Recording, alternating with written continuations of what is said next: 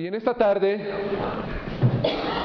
compartiré, como ya lo he dicho, en cuanto a la ruina que se encuentra la humanidad y el rescate también que Dios ha proporcionado para sacar a la humanidad de esa ruina espiritual, de esa condenación en la cual se encuentra. Antes de pasar al libro de Romanos, quiero recordarle que en las Santas Escrituras hay varios textos tan significativos para entender la obra de Cristo aquí en este mundo. Debemos de considerarlos porque yo quiero conectar estos versículos para lo que Pablo viene escribiendo en el capítulo 5, en los textos que voy a estar. Cristo vino a hacer una obra, a realizar más bien una obra a este mundo. Cristo no vino a pasar unas vacaciones solamente por este planeta, sino que Él vino con una misión especial, con un propósito, con un objetivo en particular. Y todos sabemos a qué vino Cristo. Pero quiero que lo veamos de una manera más textual de lo que la palabra de Dios nos enseña sobre la misión de Cristo a este mundo. Muchos dicen que Cristo solamente vino para dar un ejemplo de cómo debemos de comportarnos entre los hombres y ser buenas personas. Otros dicen, Cristo vino a dar un ejemplo para que nosotros supiéramos cómo amarnos. Pero no es todo lo que Cristo vino a hacer. Claro que Cristo dio un ejemplo de cómo debemos de vivir nosotros entre los hombres y cómo debe ser nuestra relación con Dios y cómo debemos amarnos unos a otros. Claro, todo eso incluye, pero especialmente Cristo vino con ese propósito que nos dice Mateo capítulo 20, versículo 28. Si tienes tu Biblia allí, quiero que la abra y me acompañe a esta sección de la palabra de Dios. Mateo capítulo 20, versículo 28. Dice el Evangelio de Mateo, verso 28. Como el Hijo del Hombre no vino para ser servido, sino para servir y para dar su vida en rescate por muchos. Note esas últimas palabras de este verso, y para dar su vida en rescate por muchos. Aquí nos dice que la vida de Cristo fue ofrecida para rescatar a muchos. Y el apóstol Pablo en la primera de Timoteo capítulo 2 versículo 6 pues prácticamente nos da la misma idea que nos está dando este Mateo en el verso 28 del capítulo 20. En 1 Timoteo capítulo 2 versículo 6 dice lo siguiente: el cual se dio a sí mismo en rescate por todos. Una vez más aquí aparece la palabra rescate. El cual se dio a sí mismo en rescate por todos, del cual se dio testimonio a su debido tiempo. Lo que estos pasajes establecen es que Jesús vino a este mundo especialmente con el propósito de morir y rescatar a muchos. Rescatar a muchos vino Cristo. Pero eso plantea una pregunta. Y creo que esta pregunta es buena. Pero ¿qué es especialmente lo que Cristo rescata? ¿Qué es lo que rescata? Si su vida fue ofrecida en rescate, ¿qué es lo que particularmente se rescata? Bueno, las Escrituras establecen precisamente lo que Pablo ya ha estado enseñando a través de todo el libro de Romanos hasta el punto donde hemos llegado. Establece que la humanidad está en una condición perdida. Y Pablo les escribe a estos romanos, a esta iglesia, para que entendieran con claridad cuál es la condición de todos los seres humanos. Según las Escrituras, todos los seres humanos somos pecadores, tanto por naturaleza como por práctica. Por lo tanto, como el hombre es pecador por naturaleza, ¿qué significa eso? Que hemos nosotros heredado el pecado de Adán Y por eso es que somos pecadores. Y somos pecadores también por práctica. Somos practicantes del pecado. ¿Y qué nos lleva? Gracias, hermana. ¿Y qué nos lleva a nosotros a practicar el pecado? Obviamente tiene como base, como esencia, ese principio de la naturaleza pecaminosa que todos traemos, que hemos heredado de Adán.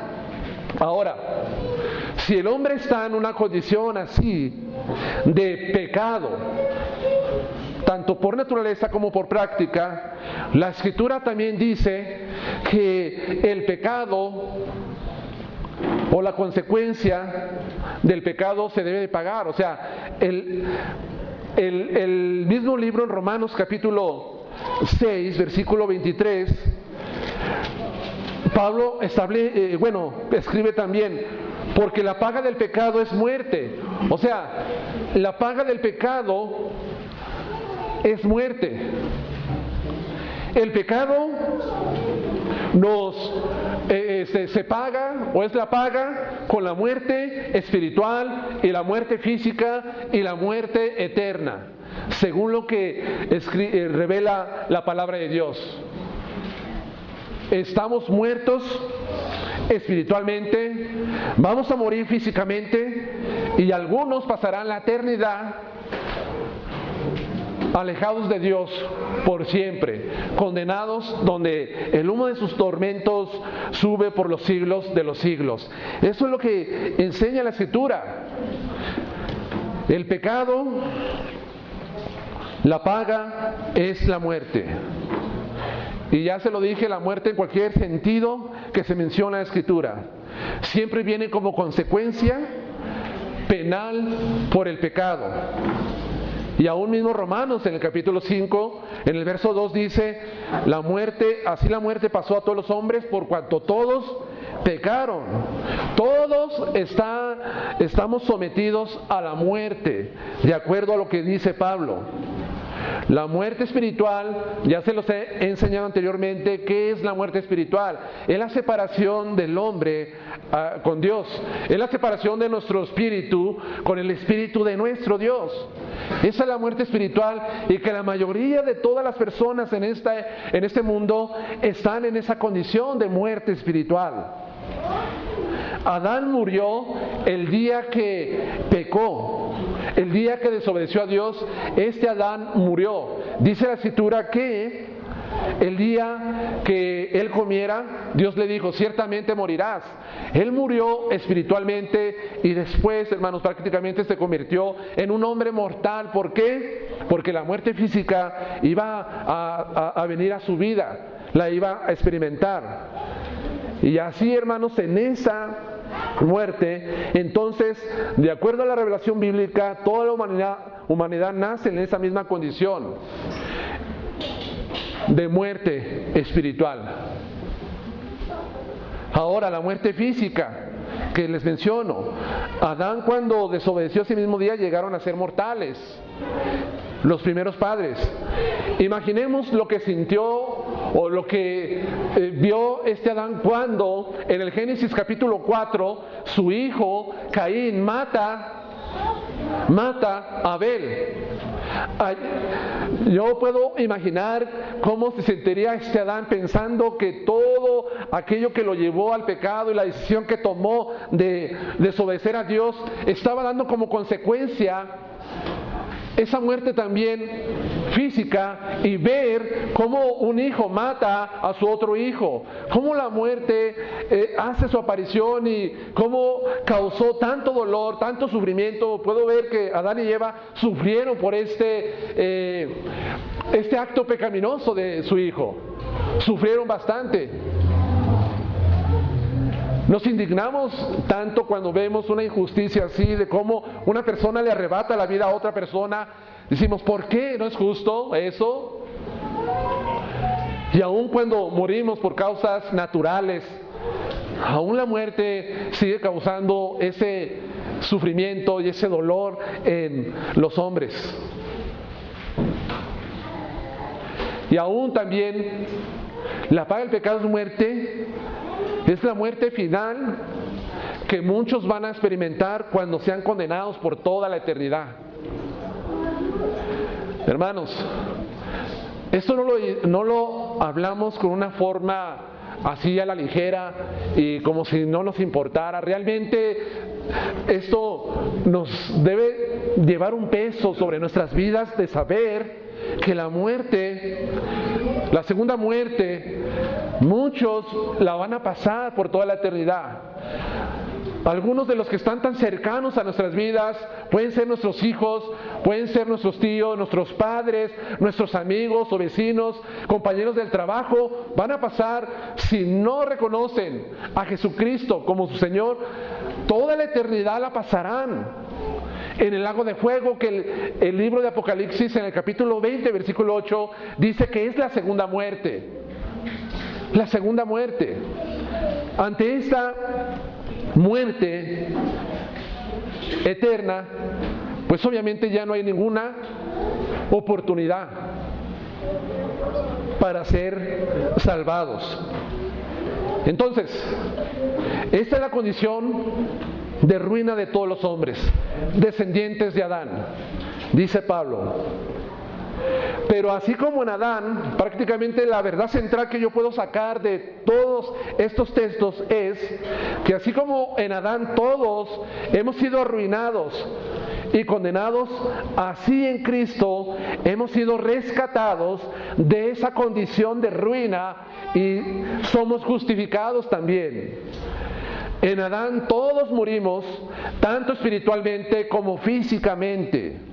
En Cristo somos restablecidos a vida espiritual con Dios y a vivir para siempre.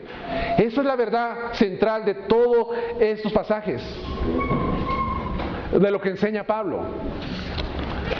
Pero, hermanos, yo quiero enseñar algunas verdades también que vamos a estar viendo en el versículo 16, ahora que toca analizar hasta el versículo 19.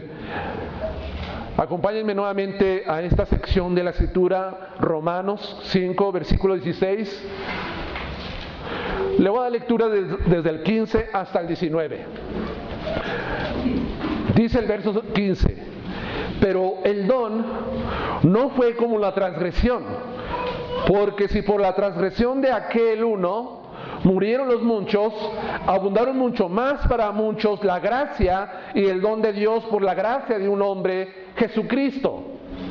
Y con el don no sucede como en el caso de aquel uno que pecó. Porque ciertamente el juicio vino a causa de un solo pecado para condenación, pero el don vino a causa de muchas transgresiones para justificación. Pues si por la transgresión de uno solo reinó la muerte, mucho más reinará en vida por un solo Jesucristo los que reciben la abundancia de la gracia y el don de la justicia. Así que, como por la transgresión de uno vino la condenación a todos los hombres, de la misma manera por la justicia de uno vino a todos los hombres la justificación de vida. Porque así como por la desobediencia de un hombre los muchos fueron constituidos pecadores, así también por la obediencia de uno los muchos serán constituidos justos. Bueno, ya más o menos saben el contexto de lo que hemos venido hablando, pero lo que quiero puntualizar en el versículo 16 es que habla de juicio y ya habla de condenación. El apóstol Pablo. Y quiero remarcar así, hermanos, mucho, es que el pecado siempre será juzgado por Dios. El pecado siempre va a ser juzgado por Dios. En otras palabras, Dios no juega con el pecado. Dios no está jugueteando con el pecado del hombre. Para Él no es una broma, no es algo que cause gracia. Para Dios el pecado es muy serio, pero serio, hermanos. Cuando Dios le dio el mandamiento a Adán de no comer del árbol del conocimiento del bien y del mal, en el Génesis capítulo 2, El pecado de Adán consistió en desobedecer ese mandamiento que Dios le dijo. Es interesante pues que notemos que Dios juzgó el pecado y vino la condenación a los hombres por un solo pecado que se cometió. Y esto derivó el juicio de Dios para que viniera sobre Adán. ¿Cuántos pecados cometió este Adán para convertirse en pecador? O Dios le dio una lista de prohibiciones, de decir, aquí está este mandamiento, aquí está este mandamiento. Cuando tú desobedezcas todas estas prohibiciones, entonces tú vas a alcanzar ese nivel de pecador. Claro que no vemos eso en la palabra de Dios. Vemos que Adán solamente cometió un solo pecado por una sola desobediencia, advertencia que Dios le dio. No comas pues del árbol del conocimiento del bien y del mal. Un solo pecado. Adán se convirtió en pecador. El versículo 16 dice que el pecado vino, con el don no sucede como en el caso de aquel que uno que pecó, pero ciertamente el juicio vino a causa de un solo pecado para condenación. Pero el don vino a causa de muchas transgresiones para justificación. Miren, hermanos, algo que los hombres a veces no entendemos, y puede haber muchas razones por las cuales no entendemos o simplemente no queremos aceptar, es que no necesitamos cometer muchos pecados para convertirnos en pecadores. Un solo pecado nos hace pecadores. Si aún no cometiéramos pecado, practicándolo por el simple hecho de tener una naturaleza caída transmitida por Adán, ya somos pecadores. Pero vamos a plantearlo de esta forma: el hombre que no conoce las Escrituras, que no sabe nada de la revelación de Dios, ellos piensan que el hecho de que no cometan tantos pecados, eso no los hace pecadores, ¿verdad? Creo, hermanos, que el problema es que muchos piensan que no son pecadores porque no viven una vida desenfrenada como los demás. Para ser pecador, yo tengo que vivir como vive el vecino, el amigo, el compañero de trabajo, que anda en la fornicación, el adulterio, la mentira, en el robo, lo que ustedes quieran, toda la gente allá afuera en el mundo. Yo no vivo como ellos. Creo que el pecador de pecadores aquí en este mundo han sido aquellos villanos de la historia, como Hitler, como Saddam Hussein, como otros dictadores que se han visto a través de la historia. Ellos son los pecadores de pecadores. No somos tan malos como ellos. ¿Qué dicen las señoras, a veces muy religiosas, de 60 años, allí en el jardín? No, joven, usted no venga y me predique este mensaje. ¿Sabe en quién se debe de enfocar a predicar este mensaje? Vaya y dígaselo a los jóvenes que están muriendo. Vaya y dígaselo allá a los bares. Vaya y dígaselo a los pandilleros, a los narcotraficantes. Ellos necesitan escuchar este mensaje. Entonces usted no lo necesita. No, yo no lo necesito tanto. Hermano, no lo necesito. Vaya y compárteles a ellos. ¿Por qué? Porque la gente piensa que es demasiado justa porque no comete muchos pecados en su propia percepción.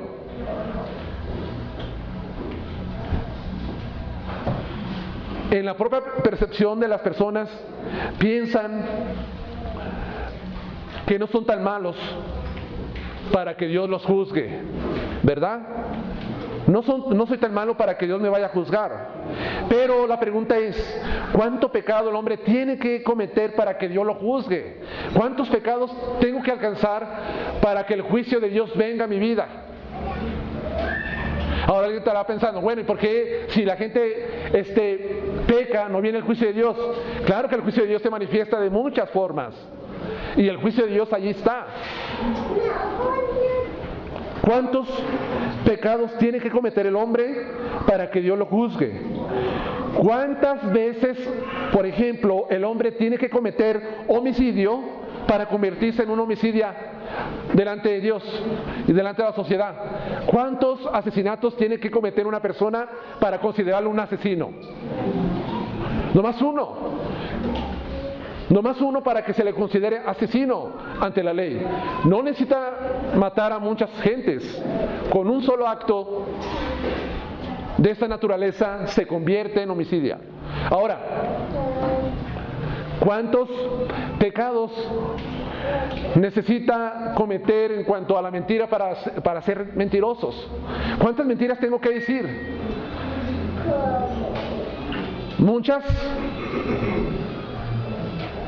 ¿Cuántas mentiras? Con una me hago mentiroso. Con una me convierto en pecador practicante. No necesita pues la gente tener una vida así desenfrenada en el pecado para decir, entonces sí soy pecador. Es pecador por naturaleza como por práctica, aunque no cometa mucho pecado. Nos impresiona bastante escuchar testimonios de algunos que han sido alcanzados por la gracia de Dios. Eso espero, y dan un testimonio tan impactante que nos sorprende, y que fue un narcotraficante, y que fue un vendedor de drogas, y que fue esto y fue aquello, y todos están así con la boca abierta de qué testimonio tan impactante, qué sorprendente obra de gracia Dios ha hecho en la vida de ese hombre, de esa mujer, de ese joven, y nos deslumbramos por una vida así de pecaminosa y cómo Dios los alcanza. Pero nunca pensamos en nosotros. Quizás muchos de los que estamos aquí no hemos tenido una vida así de mucho pecado. Vas a dar tu testimonio. No, pues ¿qué testimonio puedo yo compartir? Pues si ni siquiera he tomado, ni siquiera he fumado, ni siquiera he andado en drogas, ni siquiera he hecho esto, ni siquiera he sido pandillero, no he andado en narcotráfico, no. Mucho. ¿Qué puede impactar a Fernando mi testimonio? Por ejemplo,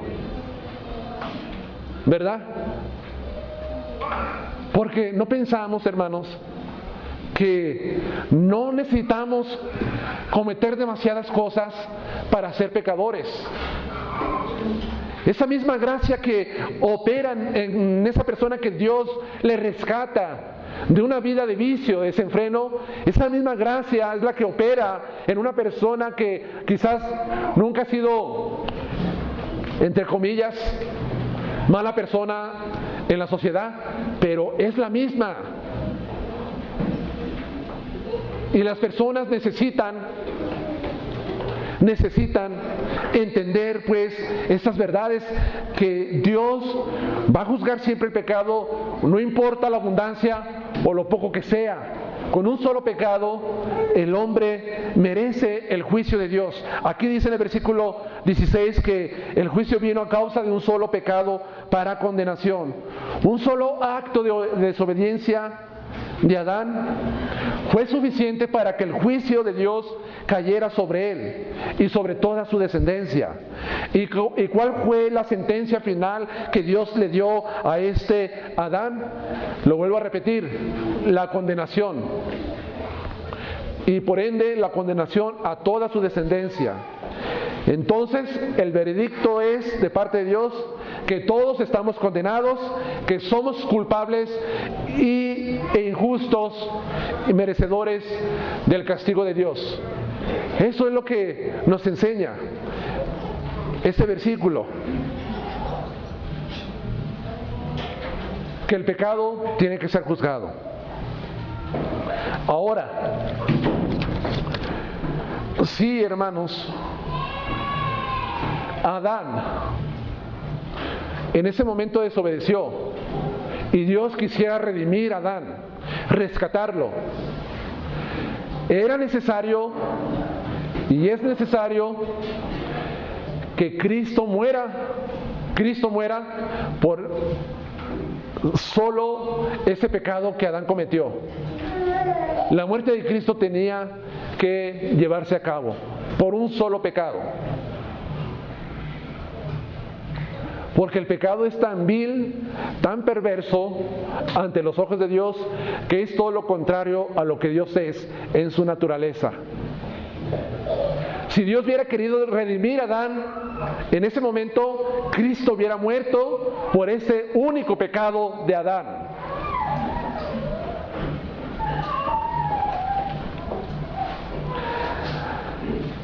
Aún más, hermanos, lo que vemos también aquí es que Dios está, más bien Pablo está hablando del don.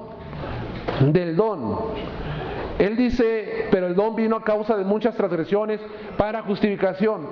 Esto prácticamente lo debemos entender, que aunque el hombre está en una condición, toda la humanidad sí, la gracia amorosa de Dios se manifiesta para el hombre pecador. La gracia amorosa de Dios se manifiesta para el hombre pecador. Porque dice, pero el don vino a causa de muchas transgresiones para justificación. Entonces la declaración es que los hombres son culpables y están condenados, pero Dios muestra su gracia amorosa hacia los hombres culpables y condenados. Dios en esta gracia amorosa muestra al hombre caído la redención o el rescate a través de Cristo.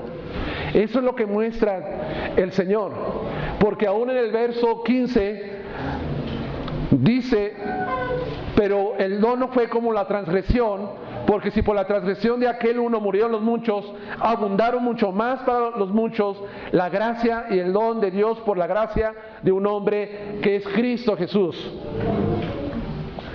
Prácticamente lo que está diciendo Pablo, en Adán vino la condenación. En Cristo viene la justificación. Eso es lo que dice Pablo.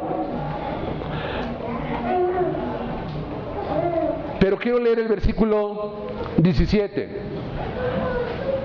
porque aquí también quiero enseñar cómo Cristo trae el rescate del poder del pecado y de la muerte. Cristo rescata del poder del pecado y de la muerte. El verso 17 dice, pues así por la transgresión de uno solo reinó la muerte, mucho más reinará en vida por un solo Jesucristo los que reciben la abundancia de la gracia y el don de justicia.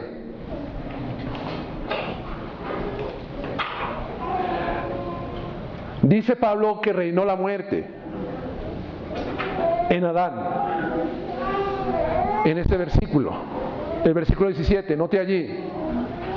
Pero dice que reinará mucho para vida por un solo hombre, Jesucristo, los que reciben la abundancia de la gracia y el don de Dios.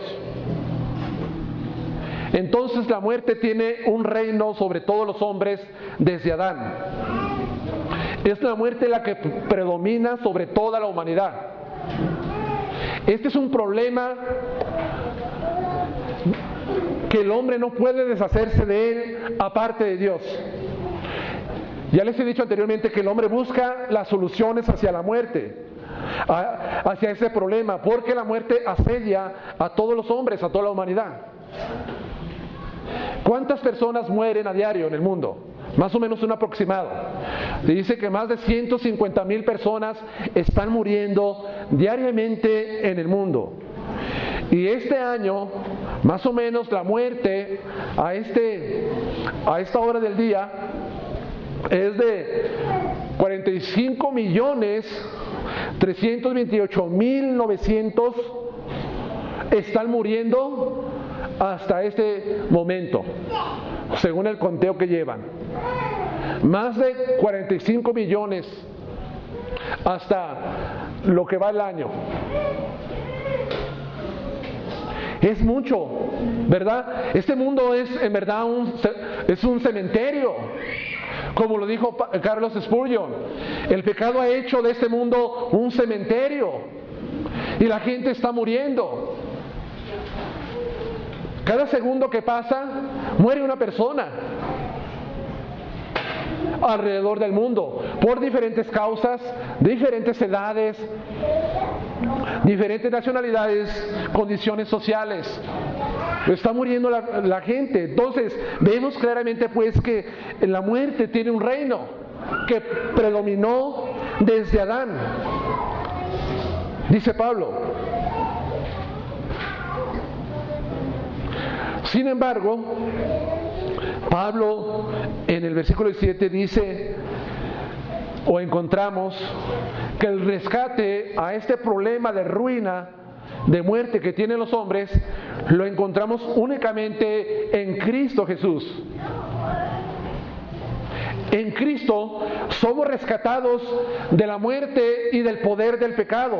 En la versión de la Biblia, Nueva Traducción Viviente, al traducir este texto de la Escritura, lo traduce de esta manera y se me hace muy interesante porque da mucho sentido a lo que quiere decir Pablo. Dice el versículo 17, pues el pecado de un solo hombre, Adán, hizo que la muerte reinara sobre muchos, pero aún más grande es la gracia maravillosa de Dios y el regalo de su justicia. Porque todos los que lo reciben vivirán en victoria sobre el pecado y la muerte por medio de un solo hombre, Jesucristo. En Cristo, lo que está diciendo Pablo es que pasamos de la condenación y de muerte a un estado de justicia y de vida. Aun cuando este Adán nos sumergió a todos en los linderos de la muerte, en Cristo encontramos la solución a ese problema de condenación y de muerte. Cristo nos rescata de la muerte, de la condenación y del poder del pecado. Eso es lo que hace Cristo. Todos aquellos que están en Adán hasta este tiempo están en esta condición. Todos aquellos que están en Cristo, ha habido una transición de pasar de muerte a vida, de condenación a justicia, por Cristo. Entonces, aunque Pablo ha estado viendo sobre cómo la muerte es una experiencia que los hombres no pueden evitar, él dice que en Cristo Jesús encontramos el rescate y la solución para esto. Por ejemplo, la muerte espiritual, que ya les mencioné, que es la separación del hombre con Dios. ¿Cuál es el rescate, el remedio que Dios emplea para nuevamente meternos en esa relación con Él, dándonos vida espiritual? ¿Cuál es? ¿Cuál es el remedio para la muerte espiritual? ¿Alguien sabe? ¿Cuál es el remedio para la muerte espiritual? Quizá lo sabe, pero déjele digo que el remedio para la muerte espiritual es la vida eterna. Acompáñenme a Juan capítulo 5, versículo 24 y 25. Dice el versículo 24 y 25: de cierto os digo, el que oye mi palabra y crea al que me envió, tiene vida eterna, y no vendrá a condenación, mas ha pasado de muerte, ¿a qué? A vida. Ha pasado de muerte a vida, tiene vida eterna, porque está escuchando las palabras de Cristo y cree en Cristo. Y dice el versículo 25: de cierto os digo, viene la hora, y ahora es cuando los muertos oirán la voz del Hijo de Dios, y los que la oyeren vivirán. Fíjense lo que Cristo está diciendo: de cierto les digo, viene la hora. Y ahora es, en ese momento cuando Cristo estaba hablando, dice, y ahora es cuando los muertos oirán la voz. ¿Cuáles muertos? Los muertos espirituales. Oirán la voz, oirán el mensaje de Cristo, escucharán el Evangelio, y una vez que escuchan el Evangelio, dice, y los que la oyeren vivirán. O sea, pasarán de muerte espiritual a vida eterna. A eso pasará. Entonces la solución a ese problema de muerte espiritual es la vida eterna. Ahora, el remedio, el rescate de la muerte física, ¿cuál es? Ahora, aquí quiero puntualizar algo, hermanos. todos los hombres vamos a morir físicamente, sea cristiano o no sea cristiano. Todos vamos a morir.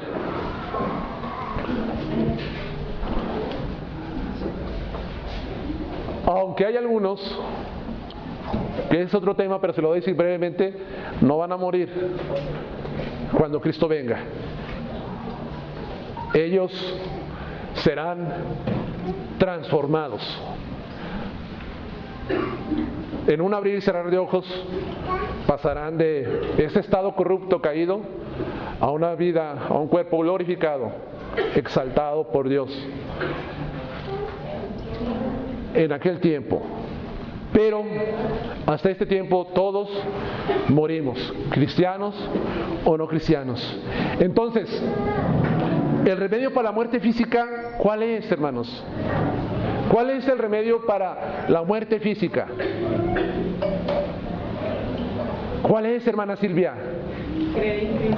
El remedio para la muerte física, claro, es creer en Cristo, pero es la resurrección corporal del cuerpo. Ese es el remedio. La resurrección corporal del cuerpo físico en la venida de Cristo. Allí Dios va a dar la solución, el rescate, bueno, que ya se hizo en Cristo, solamente se va a cumplir en aquel tiempo, pero es que a través de la resurrección corporal, entonces se va a dar solución a la muerte física. En 1 Corintios capítulo 15, rápidamente les quiero leer el texto. Dice 1 Corintios capítulo 15, versículo 20 en adelante: mas ahora Cristo ha resucitado de los muertos, primicias o el primero de los que durmieron es hecho. Porque por cuanto la muerte entró por un hombre, también por un hombre la resurrección de los muertos. Porque así como en Adán todos mueren, también en Cristo todos serán vivificados, pero cada uno a su debido orden. Cristo las primicias, o sea, Cristo es el primero. Luego los que son de Cristo, ¿quiénes son de Cristo? Los que han creído en Él en su venida. Luego el fin, cuando entregue el reino al Dios y Padre, cuando haya suprimido todo dominio, toda autoridad y potencia, porque preciso es que Él reine hasta que haya puesto a todos sus enemigos debajo de sus pies. Y el postrer enemigo que será destruido es la muerte. La muerte va a ser destruida por siempre, dice Pablo. La muerte no es santa. La muerte es un enemigo de Dios. Es un enemigo de Cristo la muerte. Aunque hay muchas personas que le adoran en esta cultura en México y que ya es ancestral la adoración, el culto a la muerte, llamándola santa, y le tienen un temor, un pavor a la muerte, que le ofrecen toda clase de ofrendas, cigarro, tequila, manzanas. Ese es un enemigo que va a ser absorbido por Cristo, va a ser derrotado al final de los tiempos. La resurrección corporal. Ahora, no solamente los cristianos van a resucitar, eso ya lo explicamos cuando enseñamos esto. No solamente van a resucitar los cristianos, también los incrédulos van a resucitar. Pero hay un orden en los eventos finales de cómo van a suceder estas cosas.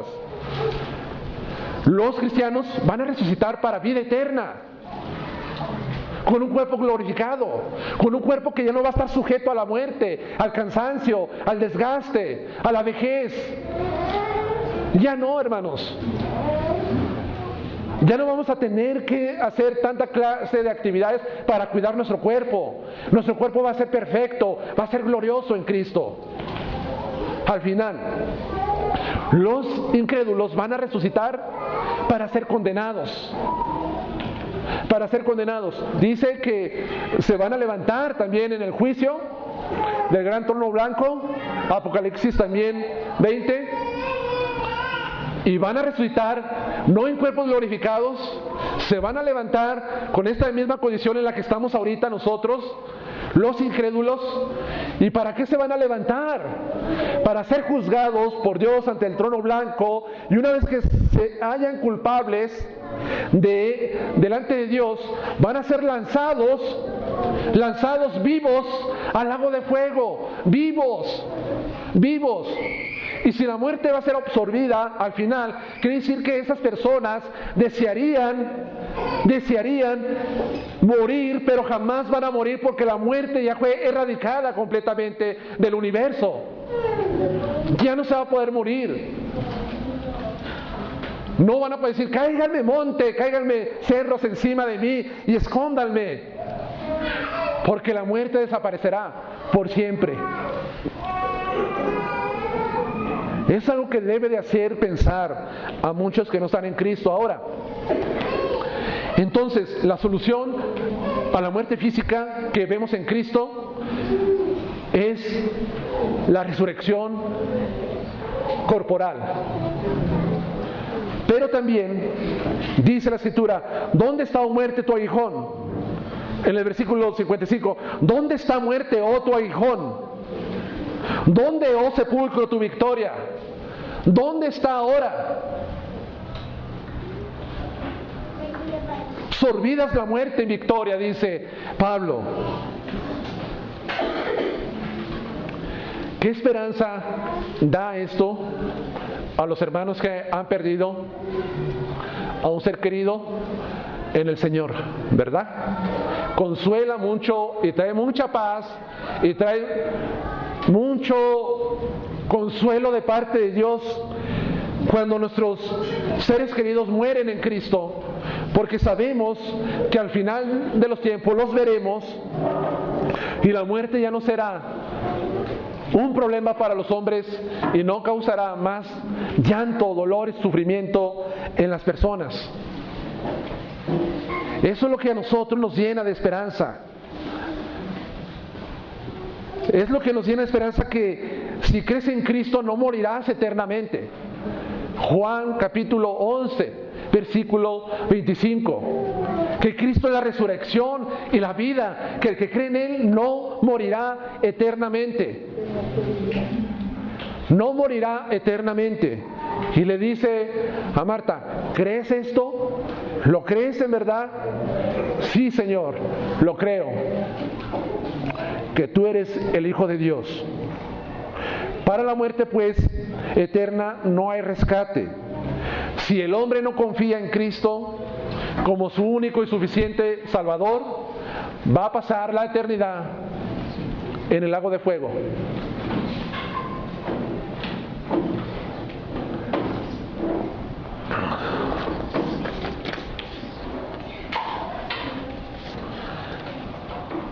No hay remedio, no hay rescate para esa.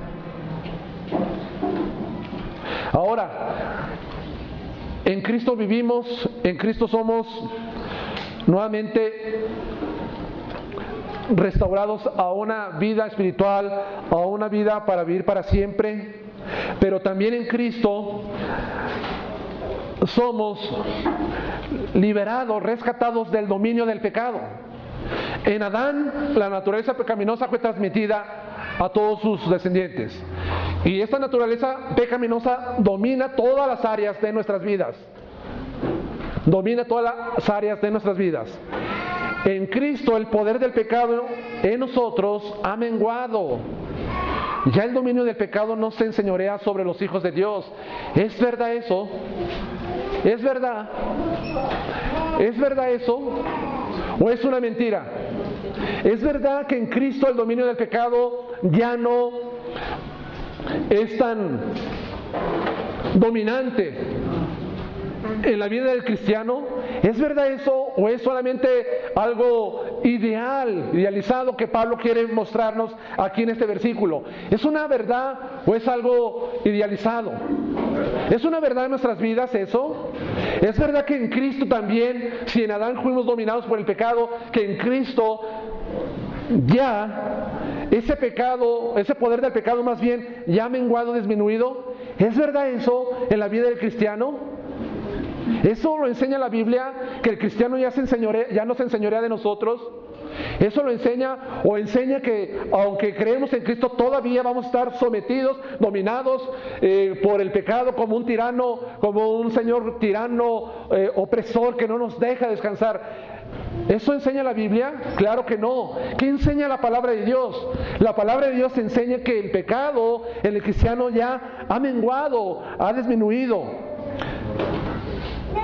Ya no, porque aquí mismo en Corintios 15:57 dice: mas gracias sean dadas a Dios que nos da la victoria. Fíjese, en Dios nos da la victoria. En Cristo hay victoria. Victoria. Pero victoria ¿sobre qué? Está hablando arriba del poder del pecado, la ley. ¿Por medio de quién? De nuestro Señor Jesucristo. Cristo vino a pagar la pena por el pecado, pero también vino a quitarle dominio, autoridad al pecado en la vida del creyente. Es así como lo traduce la Nueva Traducción Viviente. Ahora, yo les comento, es verdad, y si es verdad porque todavía algunos siguen hundidos en el pecado, cualquiera que sea su manifestación. No estoy diciendo que tienen que practicar todos los pecados para hacerse pecador. Ya dije hace rato que un solo pecado nos hace pecadores, porque hay muchos que viven todavía esclavizados en el pecado, y no puedo, hermano, y no puedo, y es que no se puede, es muy difícil esto, la experiencia me dice otras cosas, no podemos salir.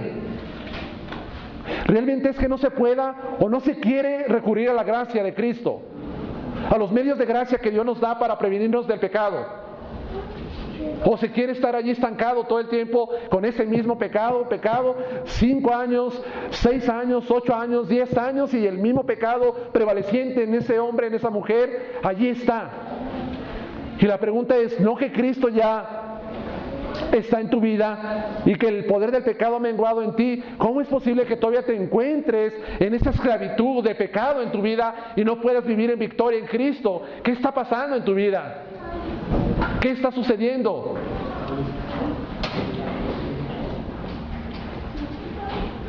Porque esa es la obra, la misión de Cristo al venir a este mundo, a rescatarnos de ese dominio. Es que yo no puedo parar mi boca para murmurar, para criticar, para calumniar. ¿Realmente no puede? ¿O no quiere? ¿O no quiere dejarse moldear por el Señor? Y no quiere sujetarse al señorío de Cristo. Realmente, hermanos, cuando la gente dice, es que no se puede, en verdad es que no quieres. No se quiere. No se quiere vivir en victoria en Cristo.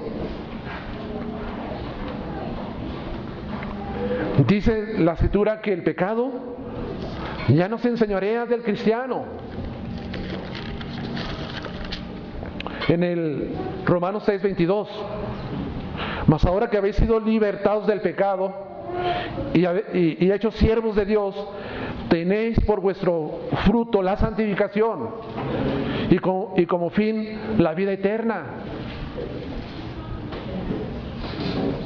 Entonces, ¿por qué todavía estamos en derrota espiritual, zarandeados a la merced del pecado en nuestras vidas? Eso solamente es poco compromiso con la santidad. Poco compromiso con la santidad. Estamos tan habituados a ese pecado que ya se nos hace tan normal practicarlo, hacerlo. Ya no nos lacera el corazón, la conciencia. Ya parece que el Espíritu Santo ya está entristecido completamente en tu vida.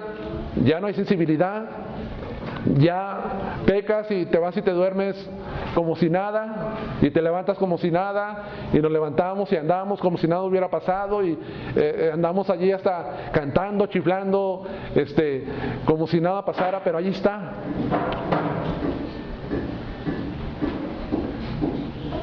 Yo quisiera, hermanos, que en verdad lo que Cristo ha logrado en su misión, en la obra, en este mundo, sea una realidad en nuestras vidas,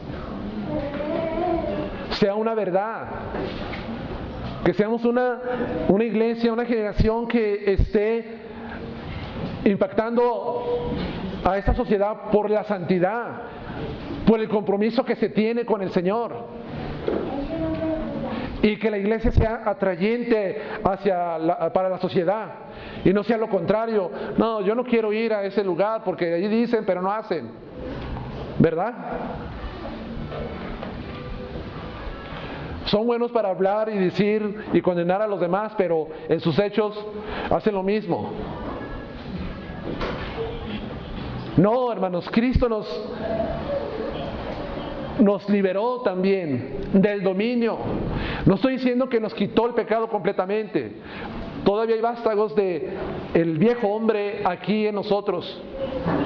Pero por eso tenemos que estar renovando nuestra mente y tener una rendición continuamente a Cristo para vivir de acuerdo al estándar que Dios nos pide.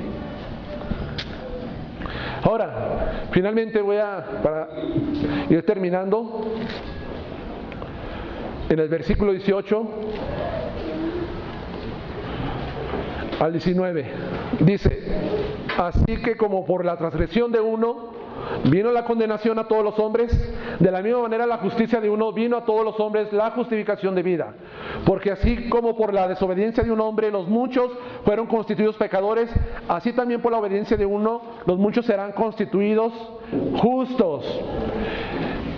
Y la idea que quiero que capten es que el acto único y justo de Cristo fue suficiente para rescatarnos de la condenación y de la muerte. El acto único y justo de Cristo ha sido suficiente para rescatarnos de la condenación y de la muerte. Dice Pablo que así como la transgresión y desobediencia de uno vino la condenación a todos los hombres, también la justicia de uno y la obediencia vino la justificación a todos los hombres. ¿Sí dice eso? Ahora, el verso 18, este verso 18, léalo bien. Es un texto que ha originado por muchos siglos una doctrina falsa. ¿Y cuál es la doctrina falsa? Es que todos los hombres al final serán salvos por Dios. Todos los hombres serán justificados por Dios al final. Mejor conocido esta doctrina como el universalismo o la paternidad universal de Dios. Ahorita, no sé si mi hermano José comentaba de que hay muchos caminos que el hombre ha hecho. Y dicen que todos los caminos llevan a Roma, ¿verdad? No importa por el cual camino te vayas, al final de cuentas vas a llegar a esa ciudad, a Roma. Si usas atajos, si no usas atajos, todos vamos a llegar a Roma, dicen. Todos los caminos llevan. Pero en el caso del Señor, en el caso de la salvación, no aplica ese dicho, porque no todos los caminos llevan a la salvación. Y esta enseñanza del universalismo tiene como fundamento pues este texto y otros textos de la palabra de Dios mal interpretados para justificar que los hombres al final todos serán salvos. Suena muy padre, ¿no? Suena hasta bonito, amable, agradable de enseñar. No se preocupen, todos al final vamos a ser rescatados, salvados por Cristo. Es algo que agrada. Pues ¿quién no quisiera ver a sus seres queridos que murieron sin el Señor Jesús resucitar para la vida eterna al final de los tiempos? Quisiéramos eso. Pero hermanos, la realidad es que la palabra de Dios no enseña tal doctrina, tal enseñanza. No la enseña. ¿Realmente Pablo quiso decir que todos al final serán justificados? ¿Realmente significa eso el texto? Es claro y contundente que en Adán todos morimos y somos condenados. Todos en Adán morimos y somos condenados. Eso no se nos debe de olvidar. Pero en Cristo no todos serán justificados y rescatados. No todos. Porque no todos los caminos llevan a Dios. Yo soy el camino, la verdad y la vida, dijo Cristo. Nadie viene al Padre si no es por mí. Y lo que leía Josué en Hechos 4. Porque no hay otro nombre dado a los hombres en el cual podamos ser salvos, solamente ¿en quién? En Cristo Jesús. Entonces, esa enseñanza va en contra de 150 textos que nos hablan que es necesario la fe y creer en Cristo para alcanzar la salvación. Por lo tanto, el universalismo como doctrina es una herejía, es una falsa enseñanza que está dando falsas promesas a los hombres. Y al final de cuentas se van a llevar la sorpresa de su vida de saber que no es así como ellos pensaban. La Biblia habla muchas veces sobre lo necesario que es creer en Cristo. Aún mismo en el versículo 17 dice: los que reciben la abundancia de la gracia y el don de Dios. Los que reciben la abundancia de la gracia y el don de Dios. Solamente ellos. Porque de tal manera amó Dios al mundo que dio a su Hijo unigénito para que todo aquel que en Él cree, que todo aquel que en Él, que el que cree, no se pierda, mas tenga vida eterna. Solamente los que depositan su fe en Cristo serán justificados. Entonces el universalismo es falso porque también pues no hay condenación, no hay lago de fuego, no hay infierno para los rebeldes, incrédulos que se rebelan contra Dios. No hay nada de esto, no existe. Pero la Biblia enseña otra verdad, que es la que apoya la misma Escritura. Ahora, aquí vemos el acto de Adán, un único acto de Adán que trajo la condenación. Pero también vemos aquí en este texto un acto único de Cristo que trae el rescate y la redención para nosotros. Y la pregunta es, ¿cuál es ese acto único de obediencia, de justicia de uno, que nos proporciona en Cristo la justificación de vida?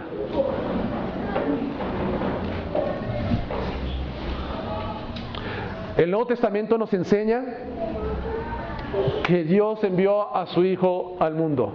¿Es verdad? Amén. Que Cristo vino a este mundo ¿a qué vino? Se lo dije al inicio, a sufrir y a morir. Él obedeció, y por cuanto obedeció, a través del sufrimiento y la muerte, con ello trajo la vida a los hombres. Cristo vino a morir, a sufrir, a morir, y por cuanto obedeció, ese acto de Cristo de seguir hasta el final es el que trae la vida a los hombres. Filipenses capítulo 2, versículos 6 y 7 dice el apóstol Pablo,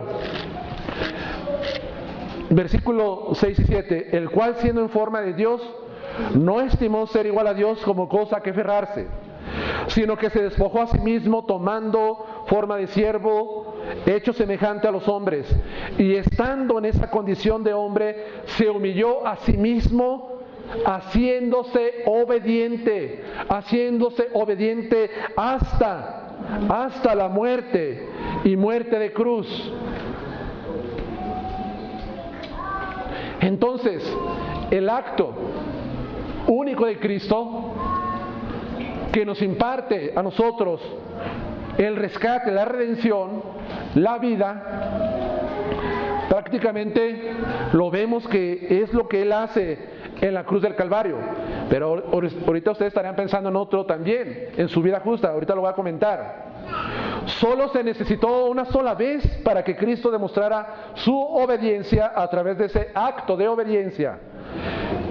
Esto ya no sería repetitivo porque completo está.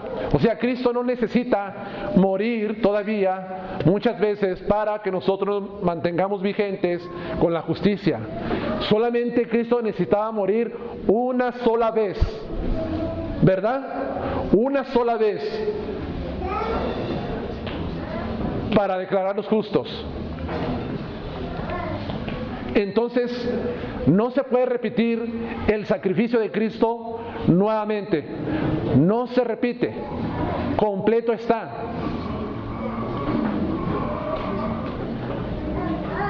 Por eso, hermanos, la herejía de la misa, aquí en el pueblo católico, la misa es el sacrificio de Cristo, repitiéndolo todos los días, y el poder que tiene el sacerdote para transformar el cuerpo y la sangre de Cristo, o sea, los elementos, en un cuerpo real y sacrificarlo sobre el altar. Eso es una abominación, es una herejía ante los ojos de Dios. ¿Por qué? Porque Cristo no puede morir por segunda vez, solamente una. Por eso cuando Cristo regrese a este mundo, ya no va a venir con relación a la obra salvífica para morir como expiación por el pecado. Cristo ya no viene así. Cristo ya viene como rey, como juez, a juzgar a este mundo, porque solamente una sola vez fue necesario para que Cristo mostrara la obediencia, la justicia delante de Dios, y esa fuera transmitida a nosotros, los que creemos en Él. Eso es lo que enseña la palabra de Dios. Ahora, las Escrituras también dicen que Él mantuvo una vida de obediencia justa. También Él fue obediente, justo durante toda su vida. Cuando Él fue tentado, Él venció la tentación. Él mostró una obediencia impecable, Cristo. El tentador nomás se le presentó a 2 hombres en la historia, personalmente, ¿verdad? ¿Quiénes fueron? Obviamente Eva, Adán, que se asume que es Adán el responsable, y a Cristo. 2 hombres solamente vino el tentador, porque la tentación que Él estaba lanzando era crucial para el rumbo o la dirección que iba a tener la humanidad. Se le presentó al primer hombre, ¿y qué hizo con el primer hombre, hermano Jesús? Lo hizo caer y arruinó a todos nosotros. Se le presenta al segundo Adán,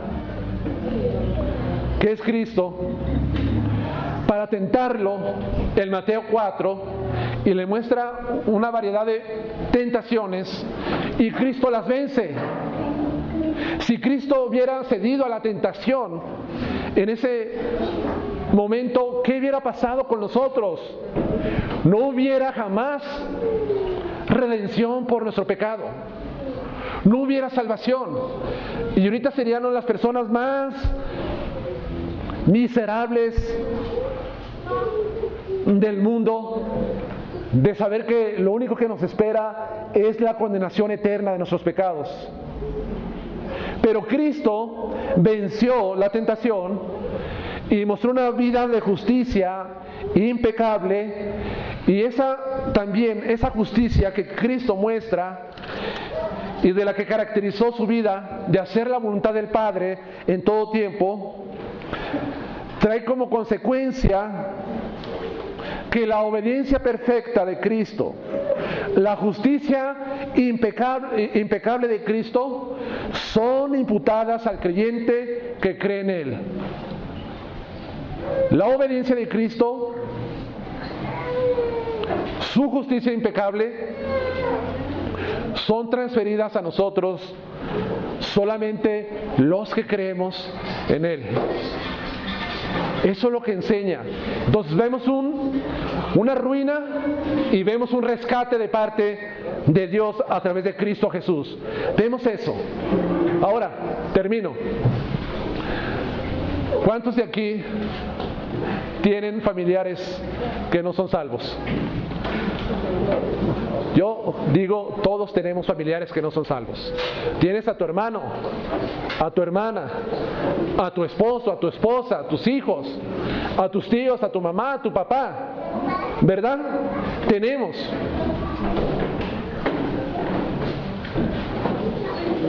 Y también, ¿cuántos de aquí no son cristianos?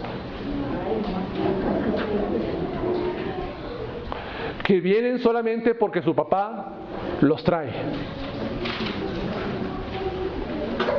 O que vienen porque les gusta escuchar la palabra como le gustaba a Herodes escuchar la palabra.